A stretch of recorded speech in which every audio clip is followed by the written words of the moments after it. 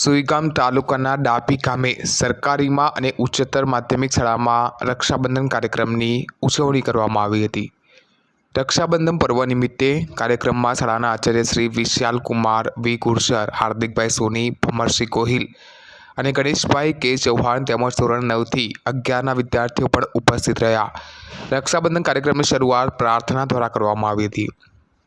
આ પર્વ નિમિત્તે ધોરણ 11ની બ્રાહ્મણ કોમલબેન મગનભાઈ અને ચૌહાણ ગીતાબેન નાગજીભાઈ વિદ્યાર્થીની ભાઈઓ માટે રક્ષાબંધનનું ગીત ગાયું અને ત્યારબાદ બહેને ભાઈને તિલક કરી રાખડી બાંધીને મોં મીઠું કરાવ્યું।